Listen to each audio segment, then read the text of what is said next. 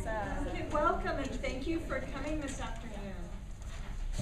My name is Lynn Caney, and I'm one of the librarians here. And this series has been going on since Occupy Seattle was on our campus. We started having these weekly conversations about various social issues as a way to continue the conversation about things that people care about. Why are we doing this in the library? We're doing it in a way as an extension of the variety of resources and information that we want you to have access to. And what better sources of information than your own discussion and some people who have some knowledge on a topic. So today we're really happy to have Sandy Cioffi, who's an instructor in the film and video program here at Seattle Central. We have one of her films, a documentary on oil in the Niger Delta, in our collection. And we also have Joey Gray, who is a librarian and also an independent activist from Tar Sands Action Seattle, which helps educate people in our region about the danger of tar sands fuel. And I have a feeling we'll hear a little bit more about what she's doing. So thank you so much for being here. And I wanted to, what's next week? I'll tell it. Okay. Oh no, sorry, it's Richard Curtis. The Right. two-party system is the two-party system. Good, bad. Good topic. Yeah. Be back next week for sure. Yeah. Yeah. So come for that, and then we're going to have a whole new lineup in the spring also. And so if you have topic ideas for us, ideas for speakers, things like that, we are happy to have those suggestions. So thanks very much. Thank you so much. Thanks everybody for coming. I'm going to introduce a bit of a sort of larger picture about this conversation, and then Joey's going to pick up the very current and pressing local connection to this topic. And then we're going to show you a couple of videos, some that are made by people on sort of one side of the issue and some that are made by people on the other, to have kind of a critical look at the way that the story is being constructed out there about this topic. So I just want to give you a little introduction. In 2005, for the first time, I traveled to a place in the world that the environment had already been destroyed by the production of oil. And because of that, I was compelled to go back with cameras and make a film about it. At the same time that I was doing that, there was this burgeoning movement among independent filmmakers, and within the same sort of 3-year period, 25 documentaries about indigenous communities and third world communities around the world came out about resource extraction, oil destroying the environment. And all of that created, I mean, not to overstate what we were able to accomplish, but there was, to some extent, at the same time that activists had been pushing for people to care about what was oil doing to people who were halfway around the world who we weren't knowing about, while we were just throwing more and more cheap oil in our cars and just driving our economy on the backs of other people around the world. While people in the first world began to really get it and care, the people who have a very, very strong vested interest in continuing to abuse the resource of oil saw this as a real problem and a threat to their ongoing, what they considered to be success. So they started to shift the argument. And imagine, if you will, being me and spending 5 years of your life working on a documentary to make people aware of a problem around the world. And what do the oil companies come around and do? They say, you know what, Sandy, you and all these other people, you're right. We agree with you. We really care about these people. So we think we should push what we're going to call ethical oil.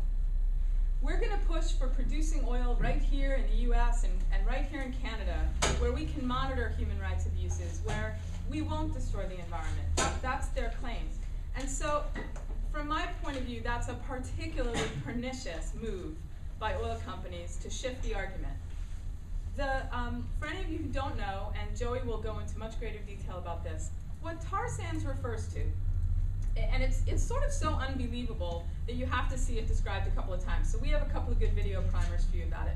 Tar sands refers to parts of the earth that contain crude oil inside the dirt.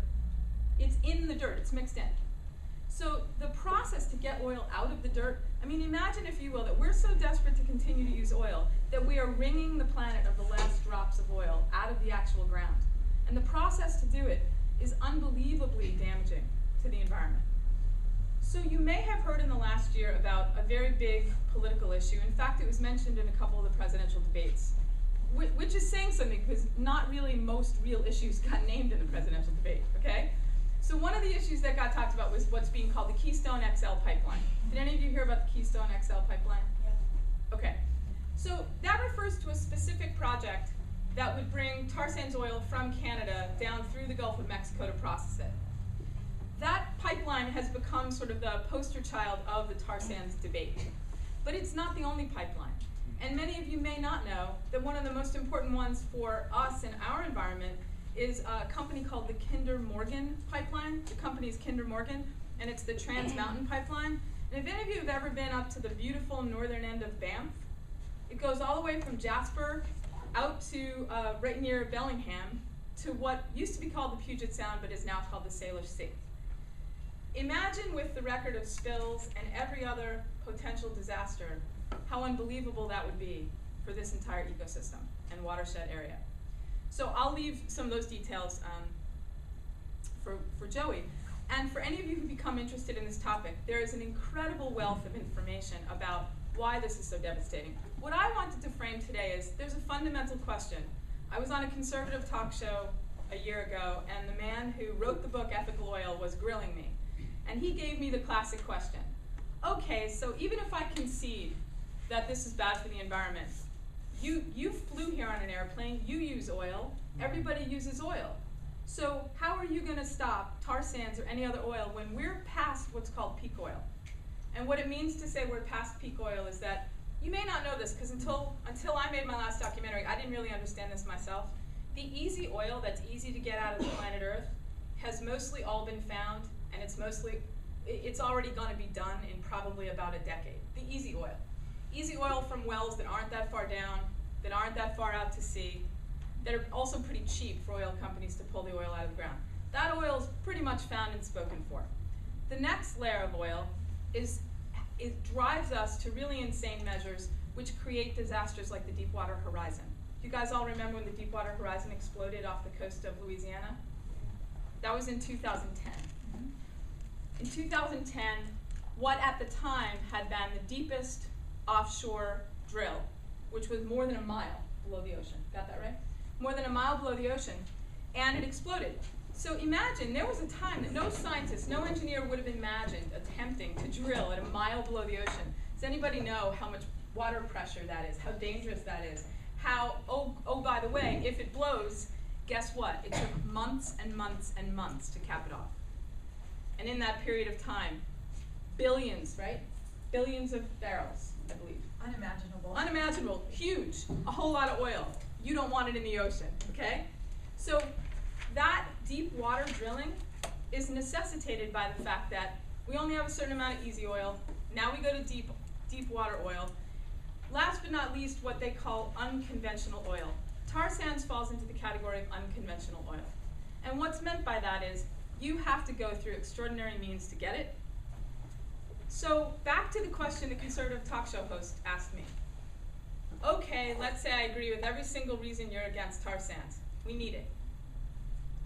So I would implore you to consider that that is a terribly, it's challenged factually as an argument. It's entirely driven by greed and not by reality. And the answer to how we handle that false claim is literally, according to very rational and very well-documented scientists, our future hangs in the balance to that answer. Relative to where we are with climate change, one of the most renowned climate scientists in the world, named James Hansen, has essentially just stated that if we take the tar sands that we know about in Canada and the US, and if we exploit them, it will be game over for the climate. In our lifetime, well, in your lifetime, probably not in mine, in your lifetime, the temperature of the planet would be raised enough that the world as you know it would no longer exist. Whether or not we're already beyond a tipping point is an open question, but we know at the very least that there are many ways that we can reduce our use of fossil fuels so as to leave all of the tar sands in the ground. And part of the reason that I find it one of the most important stories in the question of climate change is that what it will take for us structurally, if people are to rise up on this one, and to rise up against probably the most powerful single force we've known since the Catholic Church during the Inquisition, which is to say oil companies. If we find a way to stop them from pulling tar sands out of the ground, it could be the tipping point in the other direction of a people's movement to reclaim ways that we handle the environment and climate. So that's why I've become committed to the tar sands question and story as both an activist and a filmmaker, storyteller. So with that, I'm going to turn it over to Joey, who's one of the people who, boots on the ground, has been working to stop tar sands from being pulled out of that ground. Do you want to show this first? Sure. Let's do a quick video just to give some visual context to what the tar sands are and where they are. Thanks, Lynn. Tar sands. And the industry calls it oil sands. To carry tar sand crude from Canada to our coasts. The truth is, these proposed pipelines won't bring oil to America, they bring oil through America. The asphalt-like tar sands are mined from Canada's northern boreal forest. Oil companies have to heat the tar sands with toxic additives, generating massive greenhouse gas pollution and dumping cancer-causing chemicals into the air and water. Tar sands is the dirtiest oil on Earth. The heavy tar sands crude is pumped at extreme pressures and temperatures. On top of that, sand and chemicals in the mixture corrode steel. An existing U.S. tar sands pipeline spilled 12 times in its first 12 months of operation. That's a spill a month. Spills pollute waterways and critical underground aquifers, and can put crops and the drinking water for millions of Americans at risk. Oil companies use legal intimidation to force dangerous pipelines on landowners who don't want them. The Canadian tar sands crude is destined for U.S. coastal refineries, releasing more cancer-causing chemicals. The fuel would be largely exported overseas. Americans take on all the risks, while oil companies collect all the rewards.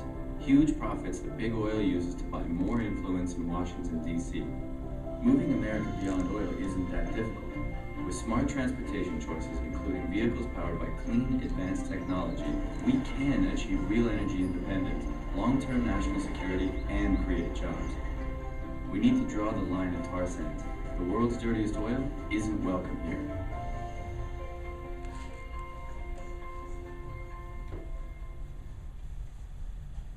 So one of the things that you'll see in the media a lot, and this is so ubiquitous, it's hard to imagine not having it be part of our culture here, is the advertising around the automobile.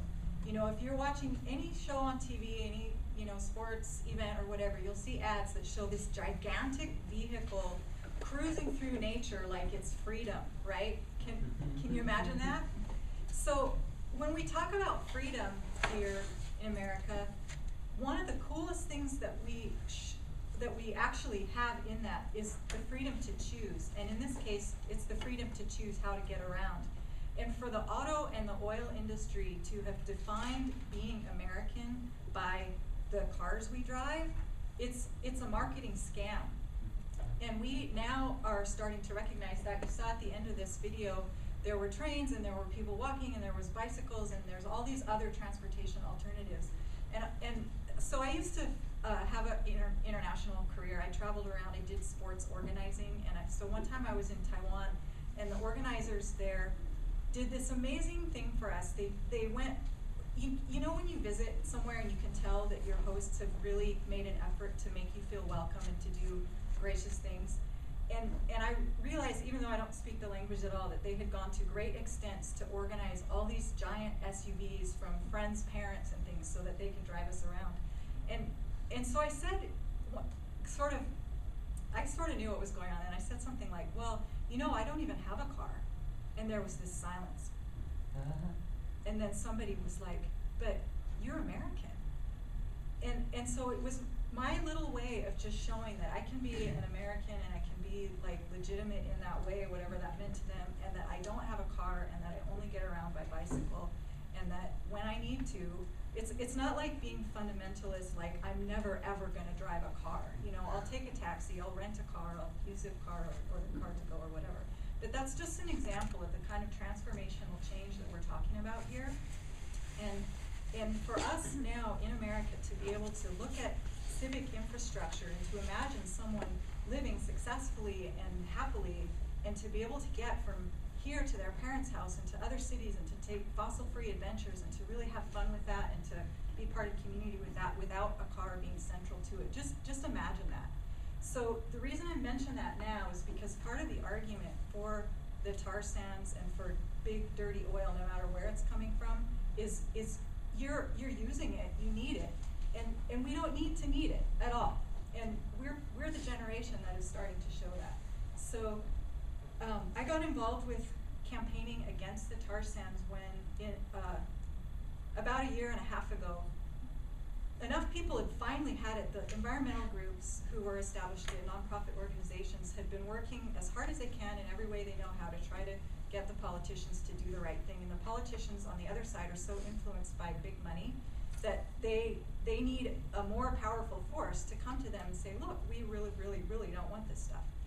And so 1,200 people went to the White House, and these are people, everyday people, famous actors and actresses, famous leaders from the environmental groups across the board, all united together and went to the White House and did a tradition of civil disobedience.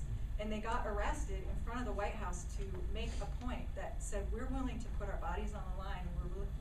It's time now to just say no, because climate change is harming our families and our planet and our economy and everything else, and you really need to listen to us now. So that actually got a lot of attention, and then a couple months later, 12,000 people went to the White House and surrounded it with giant pipelines and made the point even more, and that still wasn't enough. And so then on one day last year, 800,000 people wrote Congress, just in 24 hours, and said, we don't want this Keystone XL pipeline. We need to stop the tar sands, and we need to stop it now. And that still didn't work. And so this issue is like the front line of the transformation that our country and that our world is in right now. And it's super exciting because we are actually starting to win. Like, we've postponed this thing that was more or less a done deal. You know, they arranged stuff there. So there's a hearing process where the public is supposed to have input on gigantic infrastructure projects that will affect your area. And so there have been public hearings all along the course of this Keystone XL pipeline from Alberta down to Texas in the several states along the way. So these hearings were actually, the government contractor who organized the hearings also contracted for the oil companies, and they lost the input. You know, that kind of stuff isn't supposed to happen in this country, and it does. And people are saying, no, we can't let that happen. And so since about November, December last year, in Texas, a group of people called Tar Sands Blockade have camped out, and they built tree houses up in the trees that TransCanada, the company that wants to build a pipeline, they actually took the land from the landowners. And one of the protesters, who here knows the actress Daryl Hannah? She went there to this woman, with this woman whose land was being taken by the TransCanada Corporation, and they walked up and they blocked the big, huge machines that were coming in to chop down the trees to build the pipeline through there. So that's been going on for several months now. And just this week in South Dakota, there's another unity event with several First Nations tribes, so Native American tribes, who have treaties since I think 1863 or so. That's a peace treaty about the use of their land, and they've come together to unite around stopping this pipeline in their area too. So all up and down, there's this pipeline is hotly contested, and you're not going to see that in the media because there isn't a company who is going to put an ad out about that. It's all grassroots activists like us and environmental groups who have base of members who really care about their home and about the water and about the trees and about the birds and the fish and being able to have healthy food and all that stuff. So, do you want to show you? What we thought we might show you is some of the kinds of stuff that the people who do have all the money do put out, what they get to put on the air and how they get to frame the story. So we'll show you a couple of those. Do you want me to start with the compilation you have, or with the? Oh yeah, let me talk about jobs just for a second. So in the media, you'll hear the spin around, well, you need this pipeline because it's jobs. It's another one of the you need kind of things. And there are a lot of things that we need, like clean air, clean water, you know, friends and family and healthy communities. but we don't really need a lot of the crap that is sold to us. So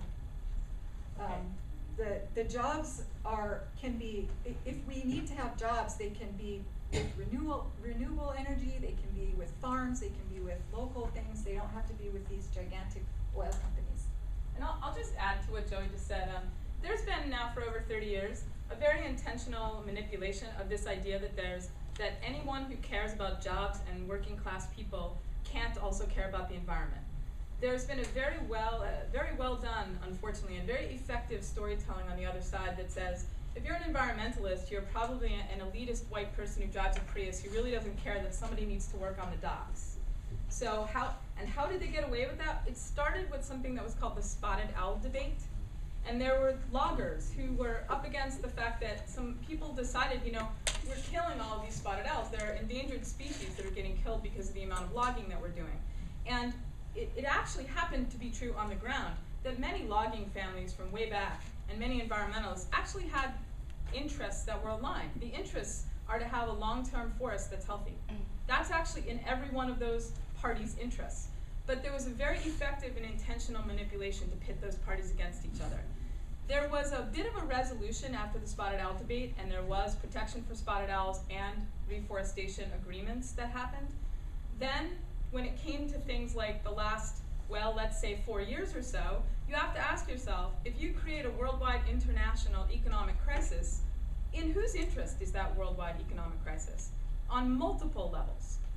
Will the parties like oil companies, when they have the entire population on their knees, it's a piece of cake for them to say, we need jobs, everybody's desperate, North Dakota's hiring.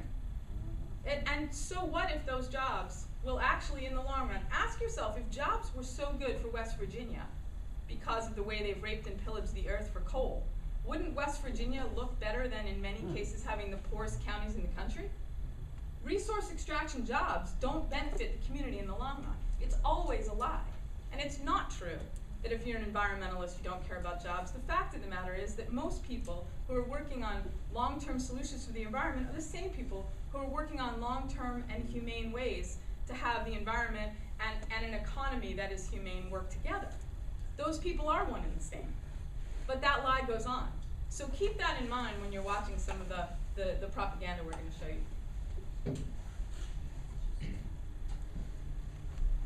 The pipeline was to create thousands of jobs, tens of thousands of American jobs. Hundreds of thousands of jobs. There's a new battle set to erupt yet again over the Keystone oil pipeline out of Canada, bound for the U.S. 1,700-mile pipeline, expected to create 2,200 jobs. Some say more, some say less, but 2,200 is the number we're going with today. A project that could put 20,000 people to work in this country right away. Anywhere between 20 and 50,000 jobs. It would create at least 50,000 jobs. As many as 130,000 jobs. Will create 200,000 jobs when it's over. More than 250,000 permanent jobs. Possibly 500,000 other jobs that could happen. It could provide up to 1 million new high-paying jobs. That 20,000 number, which comes from the pipeline company, has been heavily disputed. There is an independent analysis by Cornell that says the number would probably be closer to 2,000 or 3,000 jobs, and that they would not be long-term. They would probably be construction jobs, building the pipeline itself, which would take a couple of years, and that would be the end. Probably looking at in the field from Montana to Houston, I don't know, in the hundreds. Certainly not in the thousands, because those are construction jobs.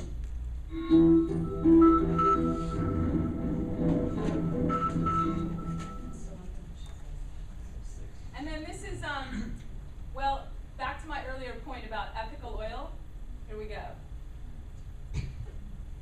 Some more propaganda. Fact. Last year, we bought over 400 million barrels of oil from Saudi Arabia. We bankrolled a state that doesn't allow women to drive, doesn't allow them to leave their homes or work without their male guardian's permission. And a state where a woman's testimony only counts for a half of a man's. Only counts for a half of a man's. Why are we paying their bills and funding their oppression? Today, there's a better way. Ethical oil from Canada's oil sands. Ethical oil. a choice we have to make. Wow. And by the way, they're claiming that it's a cause. I want you to know how unbelievably devious that is. They're claiming they're an independent organization that needs you to help them. Wow. I mean, the level of layers of horror of that. In case it isn't sort of patently obvious, I just want to make sure I say that my anger when I see that last piece, I mean, I don't know how I keep my head from popping off my body when I watch it.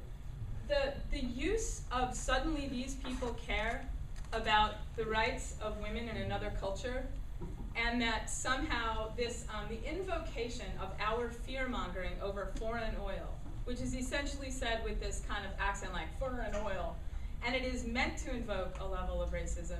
It's meant to invoke a level of fear-mongering that will have you say, oh good God, how can we protect our way of life unless we pull that tar sands oil out of the ground?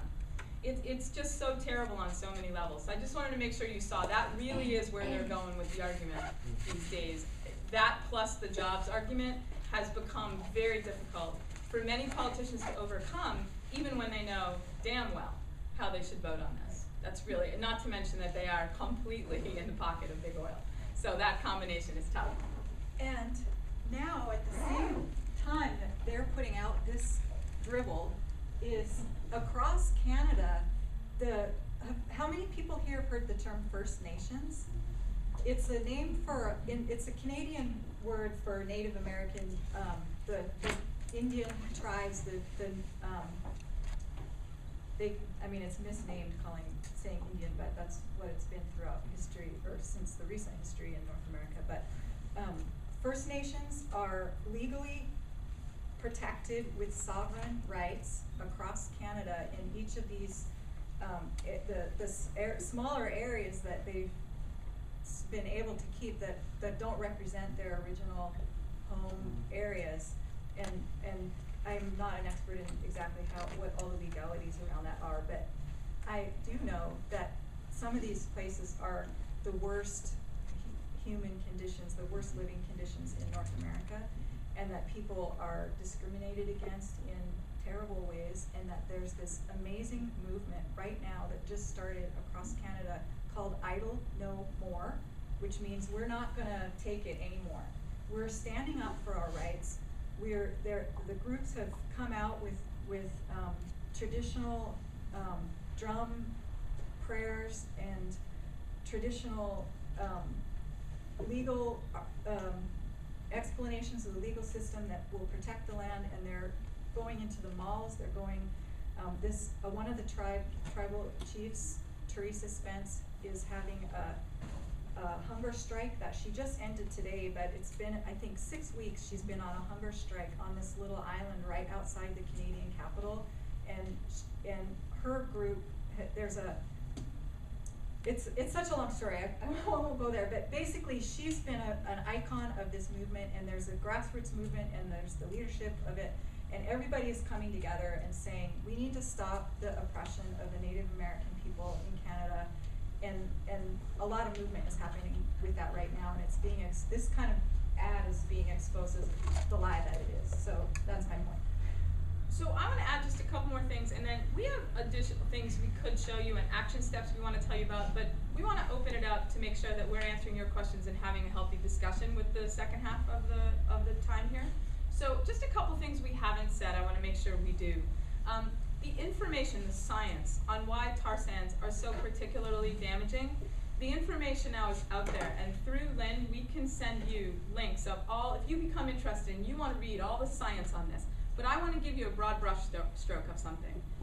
Traditional oil alone, when you pull it out of the ground and then you burn it in your car, that creates emissions that are challenging for the environment in terms of what we're now understanding is climate change for certain. That's bad enough. When you get to what I then outlined earlier of the area of what's called unconventional oil, it's not only true that the oil itself is dirtier than conventional oil, it's also true that the process to get it out of the ground requires so much energy that you've changed the amount of carbon footprint just to get it. In fact, in Canada, they're planning to build a nuclear power plant, the entire purpose of which is to heat up the boiling water, to blast into the earth, to extract oil from dirt. if you believe in God or small g God, you've got to figure that entity is pretty much quaking at the notion that the fossil fuel that was trapped in the planet, that was maybe supposed to stay there, shouldn't have a nuclear power plant built to blast boiling water. Maybe things aren't going so well when that's what you're doing. And when the amount that you're going to pull out of the ground could be completely irrelevant and not needed if every single person in this country made the smallest changes if they lived in an infrastructure where they could. That is pathetic alone. That alone. Now add to it that some of the chemicals that go in the ground with it are already proven to cause all levels of disease and cancer and long-term consequences. Now let's add another layer. The pipes themselves, it's not maybe they'll leak, they always leak. The companies love to do this like, well, we have plans if it leaks. And by the way, those plans are always like Larry, Curly, and Moe, if anybody knows the Three Stooges, okay? But even if the plans were great, they act as if leaking is like, oh, maybe it could happen. No, no, no, no, it always happens. And then you have the whole other question of layers and layers of the food chain that eat that oil, that it ends up then species of fish that die out, grow crazy eyeballs out of the side of their bodies that don't belong there, then fish eat that, then birds eat them, then someone else eats the bird, then we eat that animal. So if you do the math, it's not going well, okay? So I want to make sure you understand that tar sands is, of all of the kinds of fossil fuel, coal is pretty damn bad, and it's hard to argue which one's worse, okay? And they're both pretty terrible. That's going on right now. One of the new sort of campaign or messaging strategies that's come out is, oh, the tar sands isn't as bad as this. And if anyone has anyone in their family or your friends or your community who is either an alcoholic or some kind of drug addict, one of the things that they might typically do is talk about someone they know who's way worse off. That's what's going on here. Yeah, it's an addiction. There's no question. If you were to look at the system as a patient, there's no question that we have an addict on our hands. We have no moral compass when it comes to oil. So I just wanted to make sure I gave the context of what the devastating levels of pulling tar sands out of the ground and possibly shipping it over these pipelines really is. So with that, let's open it up for you guys to let us know things you want us to talk more about, or questions, or challenge some of what we've talked about. It's all fair game. Yes? So what is the probability of your whole grassroots movement actually, like, how do I say this? Do you really have a strong belief that all the stuff that you guys are doing is actually going to affect their decision overall? There's amazing things happening right now. And one of the coolest things is that we all have to recognize that whatever any individual does is not enough. There's no way that what I do standing right here is going to change the world. And I don't need to hang on to that idea that my ego, I get to change the world. You know, and there's a lot of people running around with that idea, and they're really motivated by it, and that actually is part of the grand collage of all of us working together too.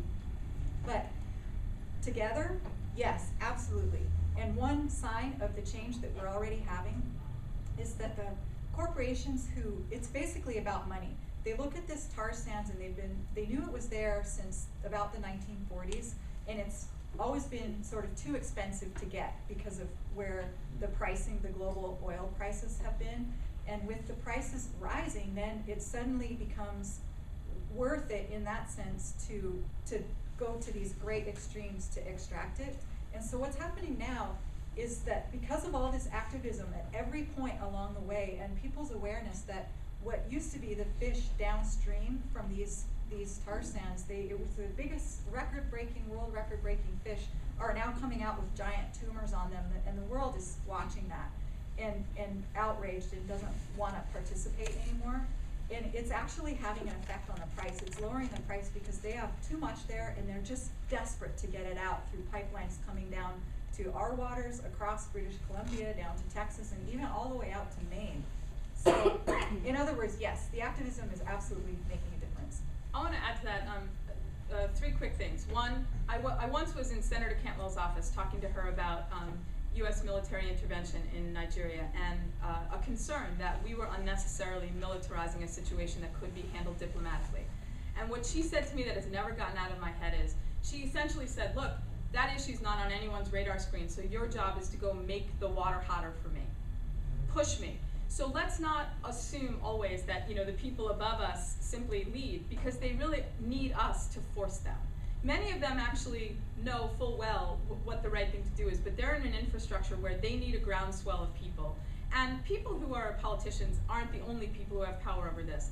At some point, these things can tip one way or another from our work. So that's number one. Number two is that I want to say, in terms of what Joey just said about personal change. Like, this is a, you know, reusable coffee cup, right? But it looks like a paper one. And part of the reason that's kind of fun for me is that there's this problem people sometimes have after they have a consciousness about something, where they get all tied up in, have I done everything I need to do?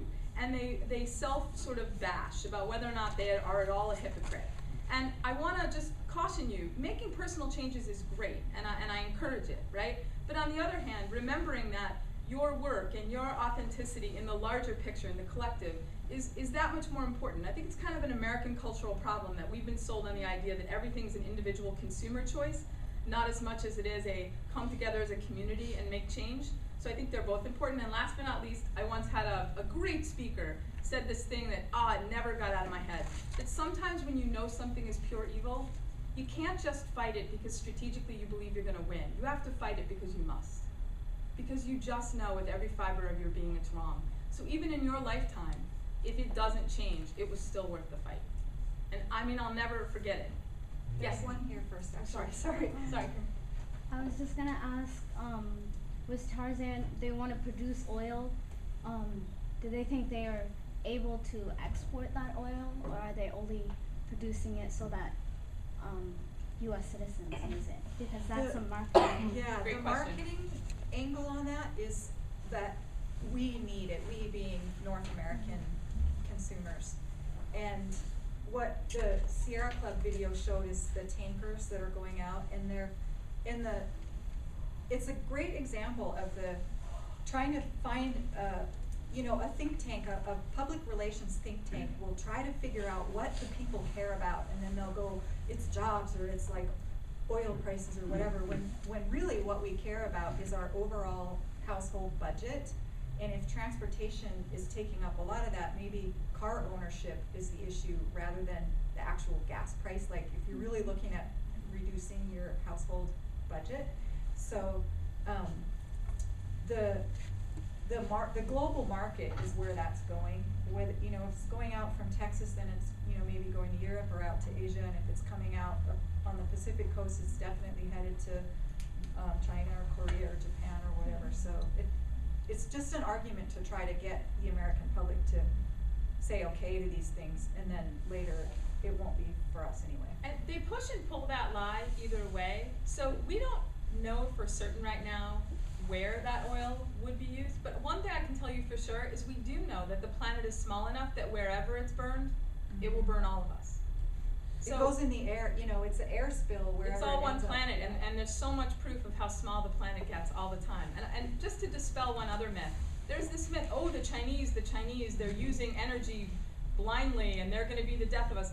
The amount per capita of usage of the population in China of fossil fuels is so much smaller than the US. It has been climbing. But in recent years, the Chinese have actually invested heavily in renewable energy and are beginning, just like Germany, if you want to look up something really interesting, Germany as a country, at the same time that they've remained fiscally the most solid in all of Europe, they've invested enormous amounts of money and are now not only fueling their entire country, all of their energy grid now is coming from solar and wind, correct? It's solar and wind I'm not together. sure all. It's damn close, and they're putting energy back into the European grid.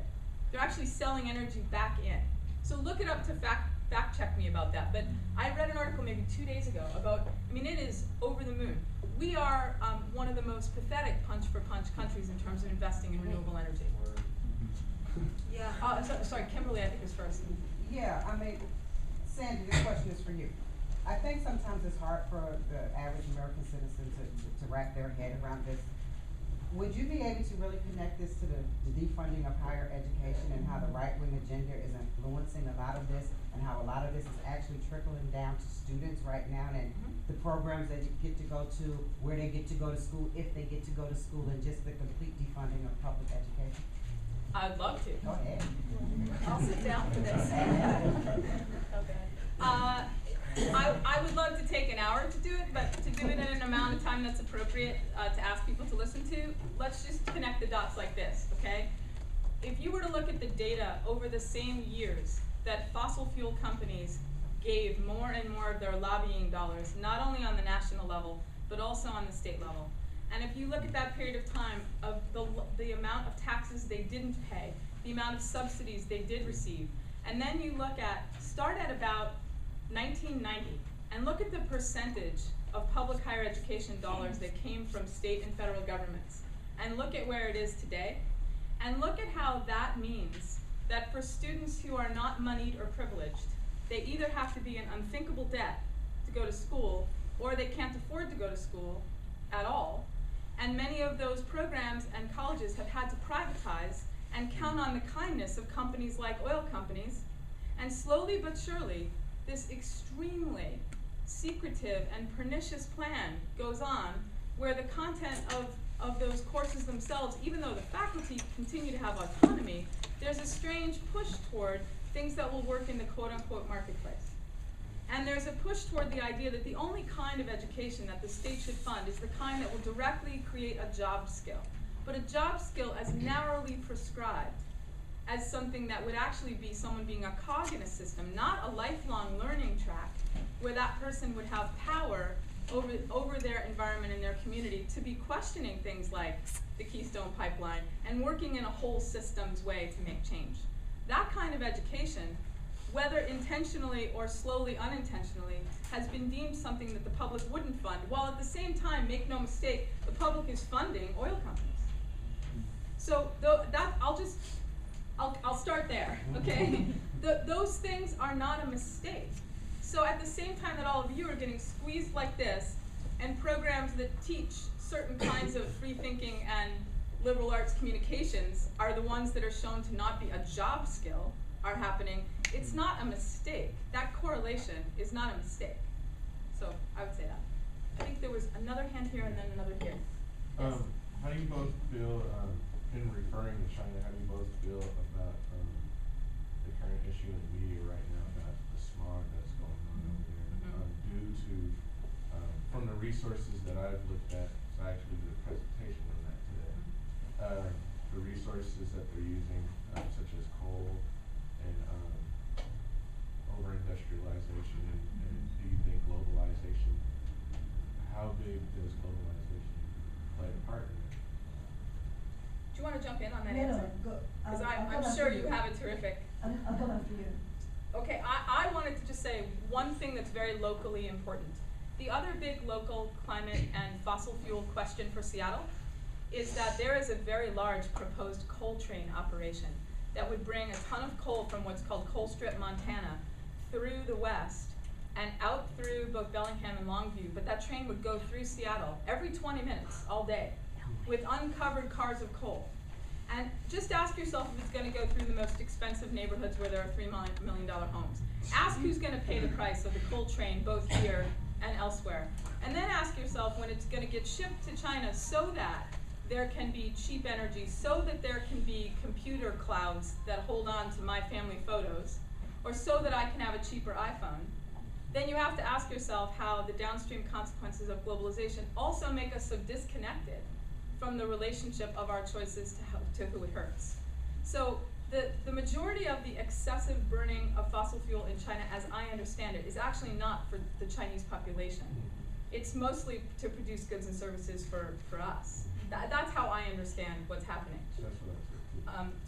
And within, I think it's about 10 days, the pollution ends up here. Is that, I heard it's very quick, not very long. Acid rain is an enormous consequence of coal usage. So the coal train, if you get interested in that issue, there are people in Seattle, there were already a couple of hearings. So when you, we have a sign-up sheet here. When we send out links, we'll also send out a link for the action that's going on here relative to trying to stop the coal train. Did you want to add to what I said? I'm sure you have. Sure, and also some other points. Sure. I wanted to start by just adding to what Sandy said about, who in China is actually going to gain from any of these projects. I mean, we don't have to just talk about oil, but if you talk about all the jobs that are moving there and all the products that are being produced in the system, who gets to use them? If you look at the majority of the people in China who are producing these products, they don't earn enough to be able to actually buy them. It's like the workers at Walmart. You know, they are paid so little that they don't even earn enough to buy products from Walmart, which are the cheapest and incidentally the crappiest. But you know, I wanted to go back to, and that sort of ties into the other point that was made, which I think is very critical, is that if you're looking at climate change, you can hardly think about it from a nationalistic perspective, because it doesn't matter where it happens. We are all going to be majorly screwed. The whole planet is in great danger. And so we're really going to shoot ourselves in the foot if we look at this in terms of, well, are we getting the oil or are they getting the oil? It doesn't matter. Everybody's going to, the whole planet is going to is already struggling for survival. But I would say, I mean, as an economist, I would say that kind of globalism, it goes beyond climate change. Even if you talk about jobs, about living standards for the working class, I mean, we have more in common, assuming we're all in the working class, we have more in common with the working class in China than with Paul Allen, even if you may share his skin color. You know, it's really, these are massively global connections. And, you know, in terms of the student who asked, you know, are you really going to win? Are you going to really succeed? I think ultimately the success of these movements really depends on how well they are able to connect with other people who are going through the same struggles, really.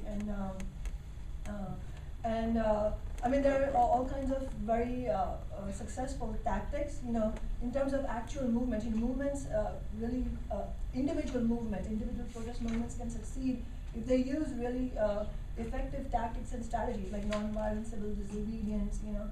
But ultimately, if we don't challenge, if we don't ask the most important question, I mean, you talked about how this is not really about science. It's not supported by the facts, and that's absolutely true. If you look at the scientific research, it shows that already we have the technology and the science to implement a solar energy system that can fulfill all the energy needs of the planet. So why is this not happening?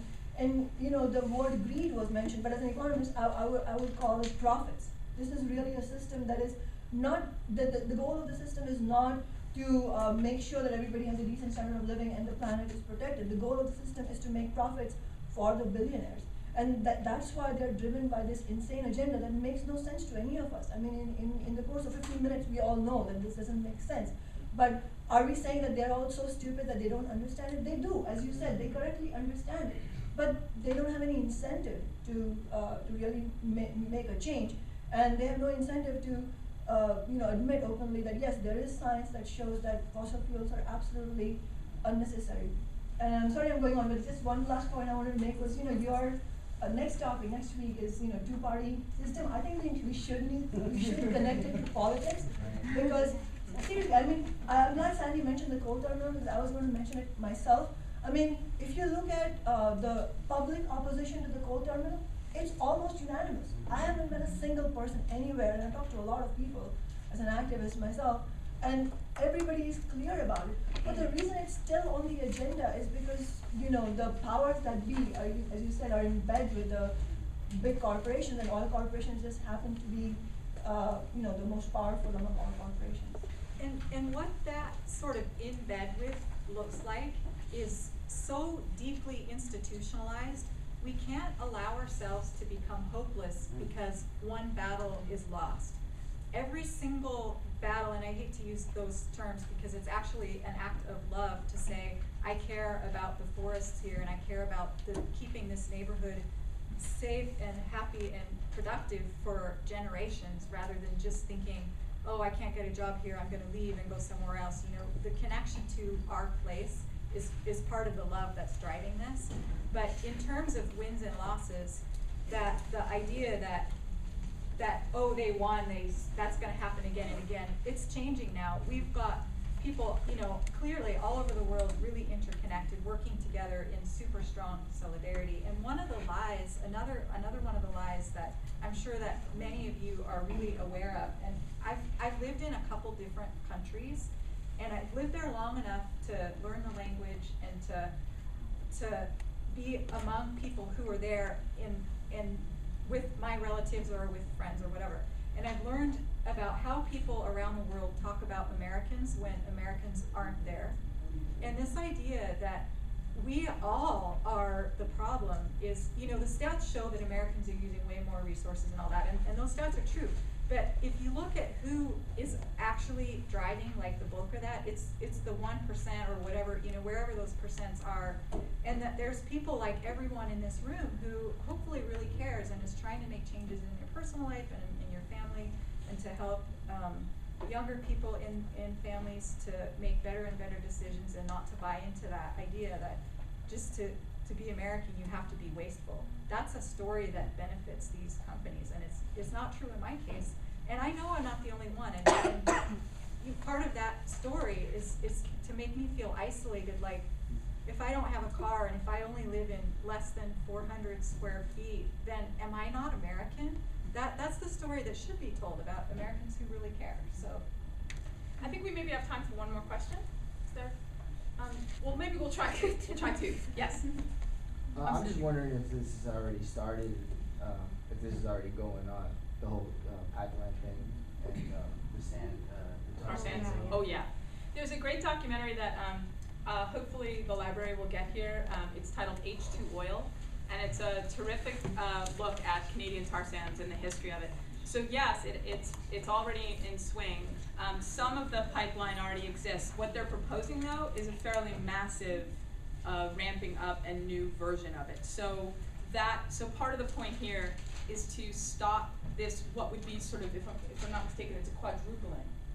Is that right, of production? For which? First, that's going to flow into Keystone. I think it's quadruple what they're currently pumping out, if I'm not mistaken.